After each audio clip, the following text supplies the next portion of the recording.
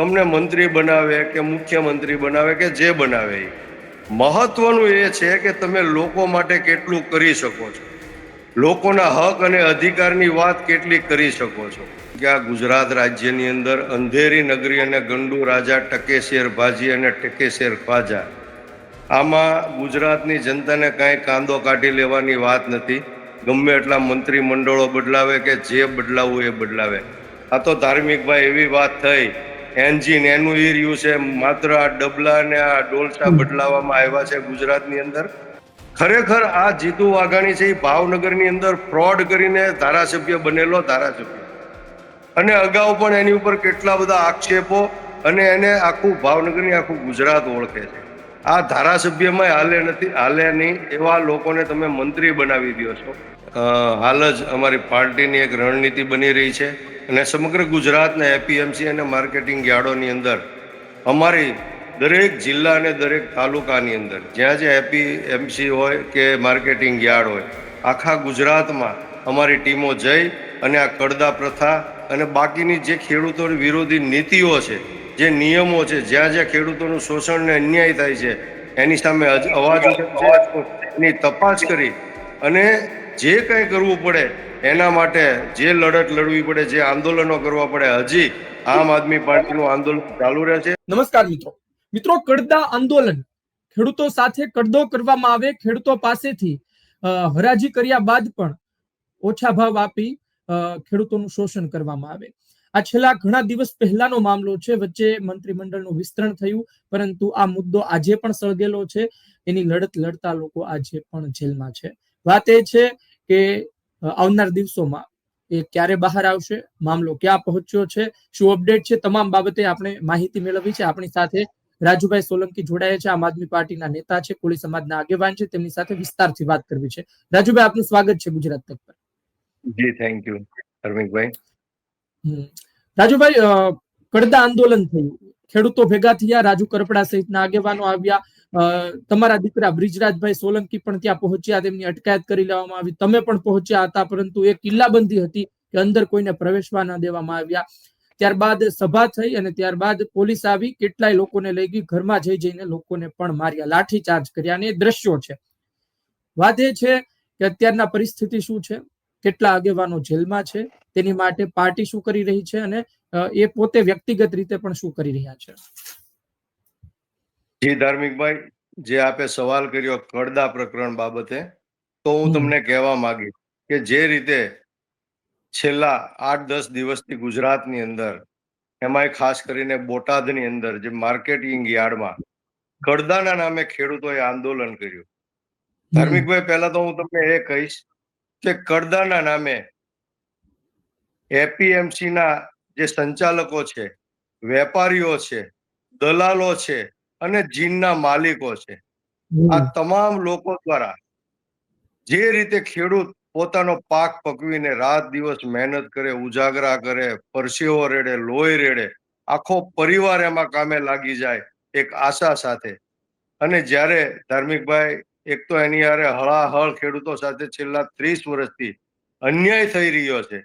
જગતનો તાત કહેવાતો ખેડૂત, જગતનો બાપ કહેવાતો ખેડૂત, જ્યારે પોતાનો માલ પાક વેચવા યાર્ડમાં જાય ત્યારે આવા જે મેં તમને વાત કરી, એપીએમસી અને માર્કેટિંગ યાર્ડના વહીવટદારો, વેપારીઓ, દલાલો અને જીનના માલિકો, આ બધાની મિલીભગતથી આ ખેડૂતોની ઉપર કઈ રીતે શોષણ કરવું, આ ખેડૂતોના કઈ રીતે લોહી ચૂસવા. એક તો ધાર્મિકભાઈ, હું આપને કહેવા માંગુ છું ગુજરાત તકના માધ્યમથી કે ખેડૂતોને પૂરતો ભાવ મળતો નથી પોતાના પાકનો. જે રીતે મહેનત કરે છે, જે રીતે ખર્ચ કરે છે, ખર્ચના પૈસા પણ નીકળતા નથી. આવી આખા ગુજરાતના 54 લાખ ખેડૂતોની ફરિયાદ છે, એની પીડા છે, રજૂઆત છે.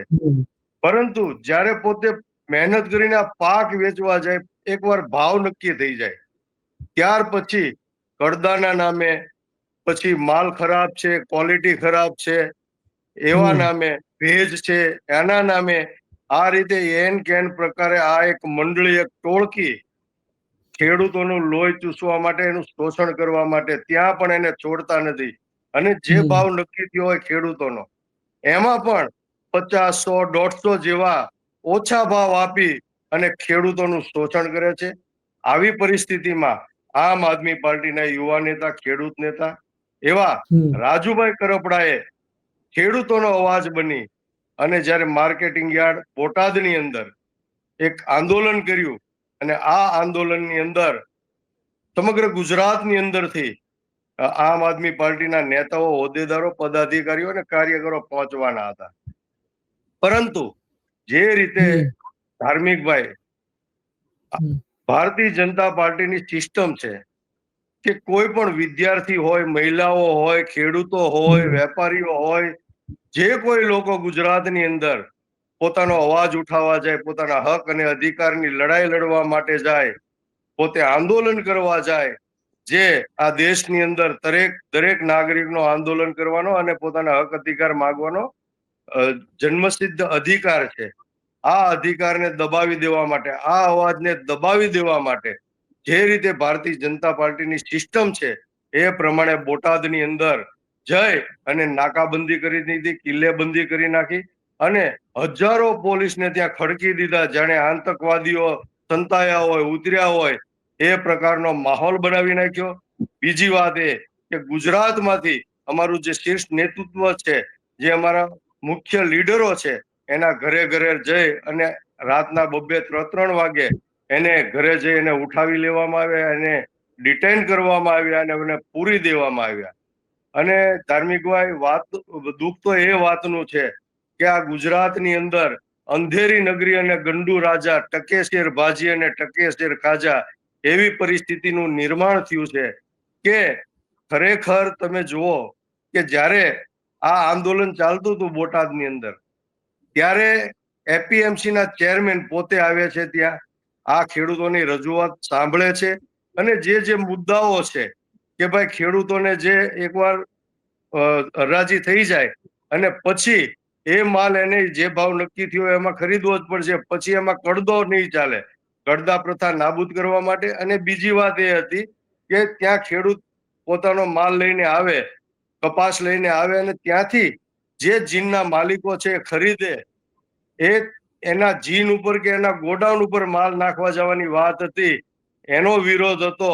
એવી માગણી હતી કે ભાઈ ખેડૂત જ્યાં માલ હરાજી થાય, સોદો થાય ત્યાં જ ઉતારી દેશે. આ બે માગણીઓ આ એપીએમસી ના ચેરમેને સ્વીકારી કે ખરેખર આ યોગ્ય વાત નથી, આ ખેડૂતો સાથે અન્યાય છે અને એને અમે બંધ કરાવશું, આને અમે બંધ કરાવશું અને આનો કાયદો લાવશું. પરંતુ ખેડૂતોએ અને રાજુભાઈ કરપડાએ અને બાકીના અમારા નેતાઓએ આ એપીએમસી ના જે હોદ્દેદારો છે, ચેરમેન છે, એના પાસે એવી રજૂઆત કરી કે ખરેખર જો તમે આ વાત સ્વીકારી હોય તો તમે આ વાત લેખિતમાં અમને આપી દો. પણ જે એની નીતિ ખરાબ હતી, એના મનમાં ખોટ હતી, એટલા માટે એને ત્યાં લેખિતમાં 2 લીટી લખીને આપ્યું નહીં. એનો મતલબ ધાર્મિકભાઈ એવો થયો કે જો ખરેખર એ લેખિતમાં આપી દે તો આ ખેડૂતોનો લોહી ચૂસવાનું જે એનું સાધન છે, જે ખેડૂતો સાથે અન્યાય કરવાની જે એની સિસ્ટમ છે, આ બધું ઓન પેપર આપે તો બંધ થઈ જાય.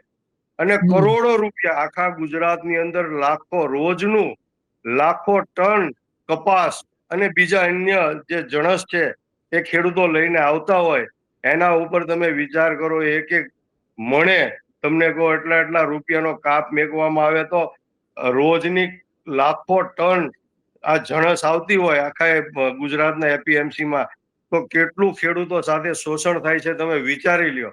ત્યારે ધાર્મિકભાઈ, આ લોકોએ જયારે લેખિતમાં આપવાની ના પાડી તો આ આંદોલન ચાલુ રહ્યું. જો એ લેખિતમાં આપી દીધું હોત અને ખરેખર ખેડૂતો સાથે એને ન્યાય જ કરવો હોત અને લેખિતમાં આપી દીધું હોત તો આગળ આ કશું આ થવાનું જ નહોતું, આંદોલન પણ નહોતું થવાનું.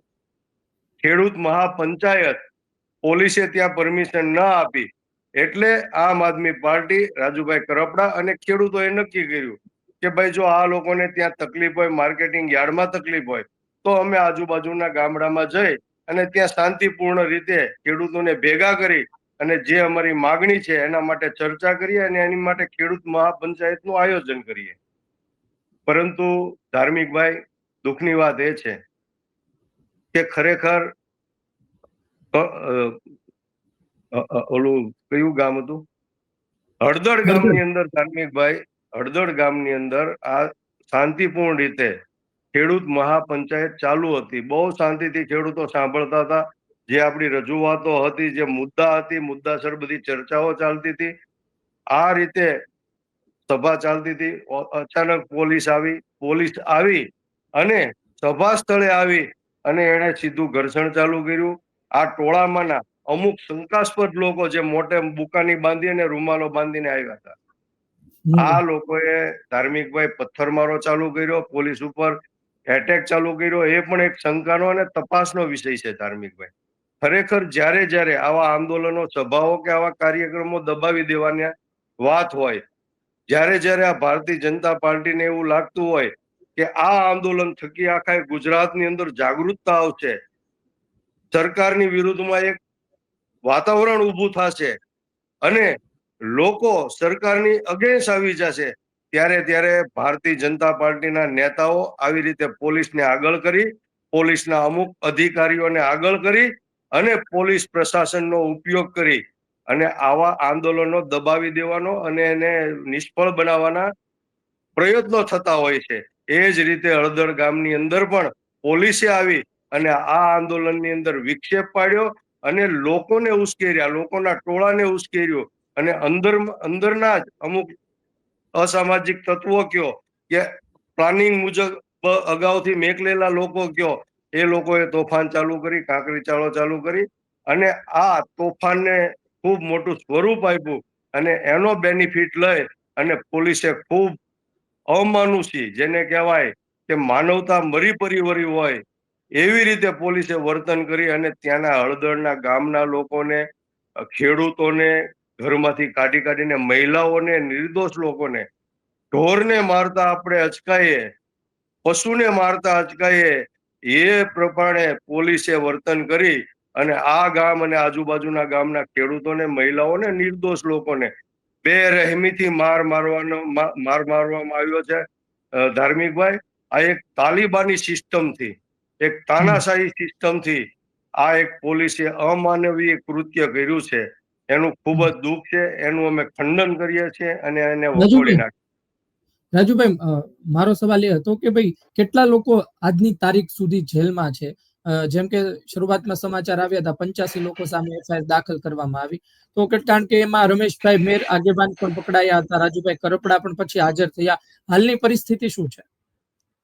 જી ધાર્મિકભાઈ, ખરેખર હમણાં કોર્ટે લોકોને લઈને આવ્યા હતા. 85 લોકો આપ કયો છો એ રીતે 85 લોકો ઉપર એફઆઈઆર થઈ છે. એમાંના 65 લોકોને હાજર કરવામાં આવ્યા હતા.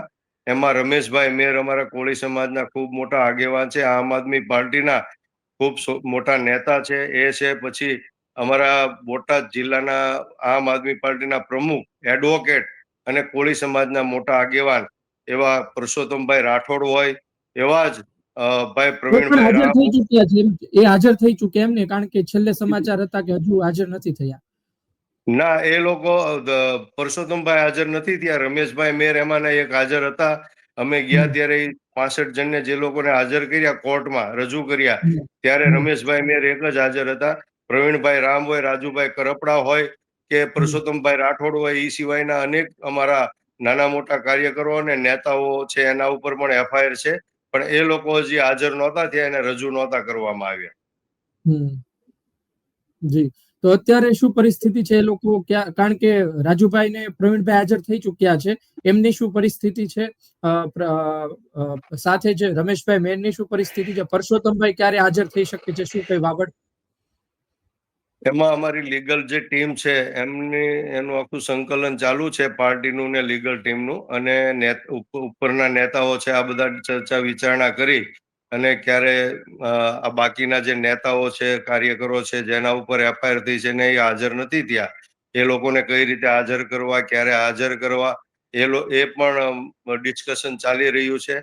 અને બીજા નંબરમાં દરેક અમારા ઉપરના જે નેતાઓ છે, દિલ્હીની જે અમારી કેન્દ્રીય ટીમ છે, કેજરીવાલ સાહેબ છે, એ સિવાયના દિલ્હીના નેતાઓ છે, આ તમામ લોકો ખૂબ ચિંતા કરે છે. પ્રદેશના નેતાઓ ચિંતા કરે છે, ઈસુદાનભાઈ ગઢવી, અને આવનારા 2-3 દિવસની અંદર તમામ જેટલા લોકો ઉપર એફઆઈઆર થઈ છે, જેટલા લોકો જેલમાં છે, એના પરિવારને મળશે, એના બાળકોને મળશે, મહિલાઓને મળશે અને એને આશ્વાસન આપશે.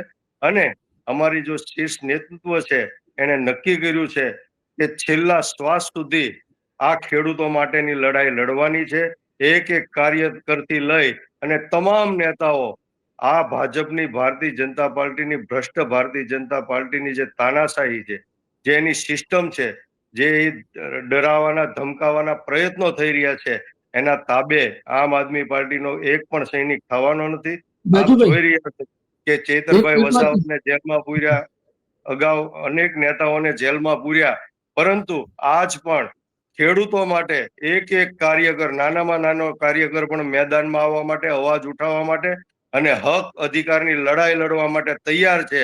એને ખબર છે કે આવનારા દિવસોમાં અમે પણ જેલમાં જઈ શકીએ એમ છીએ, પરંતુ આ ભારતીય જનતા પાર્ટીને એક સંદેશ છે કે એટલી તાનાશાહીને તમે પોલીસ દમન કરાવો છતાં પણ આમ આદમી પાર્ટીનો એક પણ સૈનિક, એક પણ કાર્યકર ઝૂકવાનો નથી અને નમવાનો નથી. હા, રજૂ કરવામાં આવ્યા હતા, પોલીસ સ્ટેશન હોય, કોર્ટ હોય, તો શું કહેવામાં આવ્યું છે? કોઈ આવનાર દિવસોમાં બહાર આવી શકે એવી સંભાવના જોવા મળી રહી છે જે લોકો હાજર થયા તેની? જી ધાર્મિકભાઈ, એ તો કોર્ટની પ્રક્રિયા છે. પ્રયત્નો તો પૂરેપૂરા પાર્ટી દ્વારા થઈ રહ્યા છે. અમારી લીગલ ટીમની 20 વકીલોની સારામાં સારા 20 વકીલો હોય પ્રણવભાઈ ઠક્કરની આગેવાનીમાં અમારી લીગલ ટીમ ખૂબ સારી રીતે આ કેસને હેન્ડલ કરી રહી છે અને ગોપાલભાઈ ઇટાલિયા જેવા ખૂબ સારા અનુભવી એવા લોયર છે, એમનું પણ માર્ગદર્શન આમાં મળી રહ્યું છે. એની પણ લાઈન દોરીથી આગળ અમારી જે લીગલ ટીમ છે એ કામ કરી રહી છે. તો અમને વિશ્વાસ છે, ખાતરી છે કે ખૂબ જ નજીકના સમયમાં આ તમામ જે લોકો છે, નિર્દોષ લોકો હોય, આ તમામ લોકોને અમે આમ આદમી પાર્ટી દ્વારા જેલની બહાર લાવી શકશું. વાત એ છે કે મંત્રીમંડળ બદલાઈ ચૂક્યું, બધી પરિસ્થિતિ બદલાઈ ચૂકી, પરંતુ મુદ્દો તો આજની તારીખે પણ સળગતો છે. કૃષિ મંત્રી રાઘવજીભાઈ પટેલ હતા, હવે કેબિનેટમાં વિસ્તરણ થયું, રાઘવજીભાઈ ગયા, તેની જગ્યાએ જીતુભાઈ આવ્યા. જીતુભાઈ તો તમારા વિસ્તારના, તમારા હરીફ. શું કહેશો હવે, એ આ મામલાનું કઈ નિરાકરણ લાવશે? મેં આપને કીધું એમ કે આ ગુજરાત રાજ્યની અંદર અંધેરી નગરી અને ગંડુ રાજા, ટકે શેર ભાજી અને ટકે શેર ખ્વાજા, આમાં ગુજરાતની જનતાને કાંઈ કાંદો કાઢી લેવાની વાત નથી. ગમે એટલા મંત્રી મંડળો બદલાવે કે જે બદલાવવું એ બદલાવે. આ તો ધાર્મિકભાઈ એવી વાત થઈ, એન્જિન એનું ઈ રહ્યું છે, માત્ર આ ડબલા અને આ ડોલસા બદલાવવામાં આવ્યા છે ગુજરાતની અંદર. બાકી એમાં કાંઈ ગુજરાતની જનતાને આ લોકોને બદલાવાથી કે ફેરવવાથી કોઈ પણ જાતનો ફાયદો થવાનો નથી. હું તમને એક વાત કરું કે આ તો ઓલું બકરું કાઢતા ઊંટડિયું ઘાયલું એની જેવી વાત આ ગુજરાતની સરકારે કરી છે. હું તમને એક વાત કરું કે જેને હિન્દી બોલતા નથી આવડતું, મોરબીના ધારાસભ્ય, એને મંત્રી બનાવ્યા. જે 8 ચોપડી પાસ છે, ગુજરાતની જનતા એની મજાક અને હાસી ઉડાવતી હતી કે ભાઈ અમારું નેતૃત્વ આવા 8 ચોપડી ભણેલાના હાથમાં ગૃહ ખાતું આપ્યું, પરંતુ એને એની જગ્યાએ બીજા ગૃહમંત્રી બદલાવાની બદલે એને ગૃહમંત્રી તો બરાબર પણ એનાથી ઉપર પ્રમોશન આપ્યું.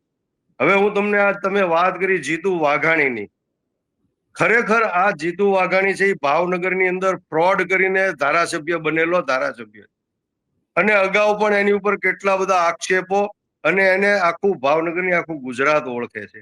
આ ધારાસભ્યમાં હાલે નહીં એવા લોકોને તમે મંત્રી બનાવી દો છો. ધાર્મિકભાઈ, આપને હું જાણ કરું આપના ટીવી ચેનલના માધ્યમથી કે આ જીતુ વાઘાણી છે, એનો દીકરો પરીક્ષા દેવા ગયો ત્યારે 18 કાપલીઓ સાથે, 16 કે 18 કાપલીઓ, બહુ મને પાકો આંકડો યાદ નથી, એ પરીક્ષામાં પકડાયેલો. આ કેટલી દુઃખદ બાબત છે. આજે મંત્રી હોય કે પ્રદેશ પ્રમુખ હોય, એનો દીકરો એના કાર્યકાળ દરમિયાન એનો દીકરો પરીક્ષામાં પકડાણો. એ સિવાય હમણાં જ તમે જુઓ કે 2022 ઇલેક્શન ગયું, એમાં એને પૂરેપૂરી ખબર પડી ગઈ હતી કે હું ચૂંટણી હારું છું, ત્યારે એને લોકશાહીની હત્યા કરી અને ફેક પત્રિકાઓ બનાવી, ડુપ્લિકેટ પત્રિકાઓ બનાવી. ખરેખર આ પત્રિકા છે એ લોકશાહીનું હનન છે, સંવિધાનનું હનન છે અને ચૂંટણી પંચનો કાયદાનું ઉલ્લંઘન છે. આવી પત્રિકા બનાવી અને એ પોતે એ ભાઈ ચૂંટણી જીત્યા છે, એમાં એ પકડાઈ ગયા છે, રંગે હાથ પકડાઈ ગયા છે. એના કાર્યકરો પકડાઈ ગયા છે. અમારા પાસે તમામ પુરાવો છે, સાબિતી છે. અને આ મેટરની ઉપર હાઈકોર્ટની અંદર રીટ પિટિશન હવે દાખલ કરેલી છે અને કેસ ચાલુ છે. ત્યારે આ ગુજરાતની સરકારને, આ ભાજપના ઉપરના નેતાઓને શરમ આવી જોવે કે આવા ફ્રોડ અને ગદ્દાર અને આવા કૌભાંડી નેતાઓને કે ધારાસભ્યોને મંત્રી બનાવવા પહેલા 100 વાર વિચાર કરવો પડે. ધાર્મિકભાઈ, હવે આવા લોકોને મંત્રી બનાવી અને ગુજરાતનું શું આ લોકો કલ્યાણ કરવાના છે? એટલે આવા લોકોને મંત્રી બનાવ્યા છે, એટલે એમાં કોઈ કઈ ગુજરાતનું મંત્રીમંડળમાં ફેરફાર કર્યો એમાં કઈ ગુજરાતની જનતાને કોઈ પણ જાતનો ફાયદો નથી, ઉલટાનું નુકસાન છે. નહીં, વાત રાજુભાઈ, વાત એ છે કે તમે જુઓ કે લેખિતમાં ખાતરી આપી નથી. મને તો ત્યાં સુધી માહિતી મળી કે ફક્ત બોટાદ નહીં, બીજા ઘણા માર્કેટિંગ યાર્ડમાં આ પ્રકારે થતું રહે છે. આપણે એ જ મુદ્દા પર રહેવું છે ને મારે તમને પૂછવું છે કે તમને શું લાગે છે કે ભલે આપણે એવું વિચારીએ મંત્રીમંડળ બદલાયું, જેને મંત્રી બનાવે એને બનાવે, જેને જે ખાતું હોય આપવું હોય આપે, પણ વાત એ છે કે ખેડૂતોના પ્રશ્નનું નિરાકરણ આવવું જોઈએ. આપણે તો એનાથી નિસ્બત છે. તમને શું લાગે છે કે એ કડદા પ્રથા બાબતે ખરેખર નીચે સુધી કડક સંદેશ આપવામાં આવશે અને બધે ખાતરી આપવામાં આવશે લેખિત કે ભાઈ અમારે ત્યાં આવું થતું નથી, થશે તો લાયસન્સ રદ કરવામાં આવશે? 2-3 ઉદાહરણ પછી રજૂ કરે આવું તમને લાગે છે કાર્યવાહી કરવામાં આવશે જીતુભાઈના નેતૃત્વમાં? જી ધાર્મિકભાઈ, હાલ જ અમારી પાર્ટીની એક રણનીતિ બની રહી છે અને સમગ્ર ગુજરાતના એપીએમસી અને માર્કેટિંગ યાર્ડોની અંદર અમારી દરેક જિલ્લા અને દરેક તાલુકાની અંદર જ્યાં જ્યાં એપીએમસી હોય કે માર્કેટિંગ યાર્ડ હોય, આખા ગુજરાતમાં અમારી ટીમો જઈ અને આ કડદા પ્રથા અને બાકીની જે ખેડૂતો વિરોધી નીતિઓ છે, જે નિયમો છે, જ્યાં જ્યાં ખેડૂતોનું શોષણ ને અન્યાય થાય છે એની સામે અવાજ ઉઠાવે છે, એની તપાસ કરી અને જે કઈ કરવું પડે એના માટે જે લડત લડવી પડે, જે આંદોલનો કરવા પડે, હજી આમ આદમી પાર્ટીનું આંદોલન ચાલુ રહે છે. અને બીજું આપે જે વાત કરી એમ કે ઘણા બધા એપીએમસીમાં અને માર્કેટિંગ યાર્ડોમાં આનો એક પ્રભાવ પડ્યો છે, આની અસર થઈ છે અને ત્યાં ખૂબ સારી રીતે આ આંદોલન બાદ ત્યાંના સંચાલકો છે એ ખેડૂતો સાથે સારો વ્યવહાર અને વહીવટ કરતા થયા છે. તો મને ભરોસો છે, વિશ્વાસ છે કે આ આંદોલન પછી અને આમ આદમી પાર્ટીની જે ખેડૂતો માટેનો અવાજ ઉઠાવ્યો છે, ત્યાર પછી ખેડૂતો સાથે જે અન્યાય ને અત્યાચાર અને ખોટું થઈ રહ્યું છે, જે શોષણ થઈ રહ્યું છે, એમાં 100% ફરક પડશે અને ખેડૂતોના ન્યાયમાં આ તમામ નિયમો બનવા જઈ રહ્યા છે. મગફળીના પણ પૂરતા ભાવ નથી મળતા, એના પણ વિડીયો અલગ અલગ વાયરલ થતા રહે છે. ફેર આપણે આશા રાખીએ જીતુભાઈ વાઘાણી પાસે હવે કે આવનાર દિવસોમાં આને લઈને કડક સૂચના આપે ને આ પ્રકારની ઘટના ફરી ના બને. કારણ કે એક તો પાક વાવવાનો, તેમાં એટલી પરિસ્થિતિનો સામનો કરવાનો, એમાં એટલા ખર્ચ અને પાછો વેચવા આવે ત્યાં પણ આટલી મુશ્કેલી, એટલે ખૂબ ખરાબ બાબત કહી શકાય. એ બંધ થાય એવી આપણે આશા રાખીએ અને લેખિતમાં ખાતરી આપી દેવી જોઈએ. આટલો મોટો મને તો મુદ્દો લાગતો નથી. ખેર, બીજી વાત એ છે કે તમે કોળી સમાજના આગેવાન પણ છો, ભાવનગરથી તમે પોતાનું મંધાતા આખું ગ્રુપ પણ ચલાવો છો, સમૂહ લગ્ન પણ કરતા રહેતા હો છો. વાત એ છે કે ભૂતકાળમાં આપણે ઘણા કોળી સમાજના મુદ્દા પર આપણે ચર્ચાઓ કરી છે. હવે વાત એ છે કે બે મંત્રી, ખૂબ મોટા દિગ્ગજ નેતા કહી શકાય, પરસોત્તમભાઈ સોલંકી અને કુંવરજીભાઈ બાવળિયા, આ બંનેને ફરી રિપીટ પણ કરવામાં આવ્યા છે. તમે આ બાબતને લઈને શું વિચારો છો? સમાજના એક આગેવાન તરીકે તમે કઈ રીતે જુઓ છો આ નિર્ણયને? સૌ પ્રથમ ધાર્મિકભાઈ, જેટલા ગુજરાતના નવનિયુક્ત મંત્રીઓ છે, જે નવું મંત્રીમંડળ છે, તમામ મંત્રીઓને ખૂબ ખૂબ શુભેચ્છા પાઠવું છું અને આશા રાખું છું કે આ તમામ મંત્રીઓ ગુજરાતની જનતાનું, ખેડૂતોનું, વિદ્યાર્થીઓનું, મહિલાઓનું અને સમગ્ર ગુજરાતની જનતાનું ખૂબ સારી રીતે કામ કરે, એના વિકાસની વાત કરે, એના જે કોઈ પ્રશ્નો હોય એનું નિરાકરણ કરે એવી એક આશા રાખું છું, અપેક્ષા રાખું છું. પરંતુ જે રીતે આપે જે વાત કરી કે કોળી સમાજના બે દિગ્ગજ નેતાઓ છે, એમને પણ મારી ખૂબ ખૂબ શુભકામના છે અને આવનારા દિવસોમાં કોળી સમાજ અને 18 વર્ણનું કલ્યાણ કરે અને એનો વિકાસનો વિચાર કરે, એના માટે હું એમને પણ શુભેચ્છા પાઠવું છું. પરંતુ જે રીતે આપણે વાત કરી કે ખરેખર મંત્રી બનાવો, મુખ્યમંત્રી બનાવો, ડેપ્યુટી સીએમ બનાવો કે પીએમ બનાવો, દરેક મંત્રીઓ માટે હું કહું છું, દરેક નેતાઓ માટે કહું છું, 18 વર્ણના નેતાઓ માટે કહું છું, માત્ર કોળી સમાજના નહીં, કે તમને મંત્રી બનાવે કે મુખ્યમંત્રી બનાવે કે જે બનાવે એ મહત્વનું એ છે કે તમે લોકો માટે કેટલું કરી શકો છો, લોકોના હક અને અધિકારની વાત કેટલી કરી શકો છો, લોકોના શિક્ષણ માટે, લોકોના બાળકોના શિક્ષણ માટે તમે શું વિચારી શકો છો. લોકો ખાસ કરીને પછાત સમાજ છે ગુજરાતની અંદર, એ લોકો વ્યસનથી ઘેરાયેલો છે, પીડાય છે. એ વ્યસનોથી મુક્ત કરવા માટે અને ગુજરાતમાંથી દારૂબંધી કરવા માટે અને બીજા વ્યસનો ને મૂળમાંથી કાઢવા માટે તમે એના માટે શું રણનીતિ બનાવો છો, એ મહત્વનું છે. માત્ર ને માત્ર મંત્રી બની જવાથી કે મુખ્યમંત્રી બની જવાથી એમાં કોઈ સમાજનો કે કોઈ વ્યક્તિનો વિકાસ નથી થઈ જવાનો, કે કોઈ ગુજરાતના લોકોને એનાથી કોઈ ફાયદો નથી થઈ જવાનો. છેલ્લા 30 વર્ષથી આ લોકો છે જ તે, પરંતુ સમાજને કેટલો અને શું ફાયદો થયો, ખરેખર સમાજના વિકાસ માટે, ગરીબ લોકોના વિકાસ માટે આપણે શું કર્યું, કઈ દિશામાં વિચાર્યું, એ વિચારવાની જરૂર છે. ધાર્મિક હું તો એટલું જ કહીશ કે જે લોકો સક્ષમ હોય, મજબૂત હોય, જેની વિચારધારા એવી હોય કે મારે નબળા અને કચડાયેલા, દબાયેલા લોકો માટે કામ કરવું છે, એવા લોકોને આવી મહત્વની જવાબદારીઓ મળવી જોઈએ. જી, જોઈએ આવનાર સમયમાં શું થાય છે. ખાસ કરી આ પ્રકારની કડદા પ્રથા હવે સામે ન આવે. લેખિતમાં નથી આપ્યું એટલે ફરી વિડીયો વાયરલ થવાની સંભાવના તો ખરી. લેખિતમાં આપે તો આપણે એવું માની શકીએ કે હવે કાર્યવાહી થશે, હવે કદાચ કોઈ આ પ્રકારનું કૃત્ય નહીં કરે. પણ જોઈએ, ઘણી વખત એવું પણ હોય છે રાજુભાઈ કે ખેડૂત પોતે જ એટલો પરેશાન થઈ ગયો હોય કે પછી એને આ પ્રકારનું કરે તો એ અવાજ નથી ઉઠાવતો, ન તો કોઈ આગેવાનને કહે. આગેવાનને કહે તો આગેવાન આવે, રણનીતિ ઘડાય, આયોજન બને, એને પણ ટાઈમ લાગતો હોય છે. એટલે કે બહુ લાંબી પ્રોસેસ એમાં પણ થતી હોય છે. તો ખેડૂત અંતે પરેશાન થઈને નીકળી જતો હોય છે, ભલે એનું શોષણ થાય, ભલે એને 100-150 રૂપિયા ઓછા મળે. આ ખરેખર રિયાલિટી છે. પણ આપણે આશા રાખીએ વાત કરો છો ને, એ ખેડૂતોની મજબૂરી છે એના લીધે. ખેડૂત 15-20 કિલોમીટર, 10 કિલોમીટર દૂરથી પોતાના વાહનોમાં મહેનત કરીને આ પોતાનો પાક છે એ ભરીને આવતા હોય અને ત્યાં યાર્ડમાં આવે, વેચવા આવે, ત્યારે વેપારી હોય કે દલાલ હોય એમ કે ભાઈ તમારા 80 રૂપિયા કે 100 રૂપિયા તમને આમાં ઓછા આવશે, આ તમારા માલમાં આમ છે તેમ છે. પરંતુ ખેડૂતોને ખૂબ પૈસાની જરૂર હોય છે, એની મજબૂરી હોય છે, અને પાછો માલ ભરીને પાછું જવું, પાછો માલ લઈ જવો એને પોસાય તેવું ના હોય. અને આ લોકો એક સિન્ડિકેટ બનાવી લે છે, વેપારીઓ અને દલાલો. એના લીધે આ ખેડૂતોનું શોષણ થઈ રહ્યું છે. ધાર્મિકભાઈ, આપ જે કહો છો એ બિલકુલ સાચી વાત છે. એટલે ખેડૂત મજબૂરીના લીધે એનું શોષણ થાય છે. હા રાજુભાઈ, આપણે તો એ જ જોવાનું છે કે હવે આ કૃષિ મંત્રી હોય કે પછી હોદ્દેદારો હોય, એની માટે ખેડૂત મોટા છે કે વેપારી, એ આવનાર સમયમાં ખબર પડશે. કારણ કે અત્યાર સુધી તો આપણને ખબર પડી, લેખિતમાં ખાતરી હજુ સુધી નથી આપી. એનો અર્થ એ થાય છે કે આ ખાતા માટે, આ ખેડૂતોની સંસ્થામાં હોદ્દેદારો, સત્તાધીશો માટે આજની તારીખે પણ ખેડૂતો એટલા મહત્વના નથી. જો આટલા મહત્વના હોત તો એમને લેખિત આપી દીધું હોત. હવે આપણે આશા રાખીએ આવનાર સમયમાં શું કરે છે. ધન્યવાદ આપવા માટે. Thank you. તો મિત્રો, આ વાસ્તવિકતા છે. ખેડૂતોની સંસ્થામાં ખેડૂતોનું શોષણ થાય છે અને ખેડૂતોની માટે જે લડે છે એ આજે જેલમાં છે.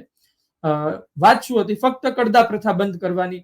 એવો કોઈ મોટું આંદોલન પણ નહોતું અને એવી મોટી માગ પણ નહોતી. આમ છતાં પણ એ માગને સ્વીકારવામાં ન આવી, લેખિત આપવામાં ન આવ્યું, અને જ્યારે સભા કરવામાં આવી ત્યારે તેમાંથી લોકોને ઉઠાવી લેવામાં આવ્યા. આગેવાનો જે બોલતા હતા ખેડૂતો માટે, ખેર આજે એ લોકો જેલમાં છે. મને ખબર નથી કે એમની માટે ખેડૂતો ક્યારે ભેગા થશે. એમની માટે અન્ય જે ખેડૂતો છે જેમની માટે એ આગેવાનો લડત આપતા હતા, એ એમની માટે ફરી એક વખત બહાર ક્યારે નીકળશે. પરંતુ આ પરિસ્થિતિ ખૂબ જ ખરાબ કહી શકાય.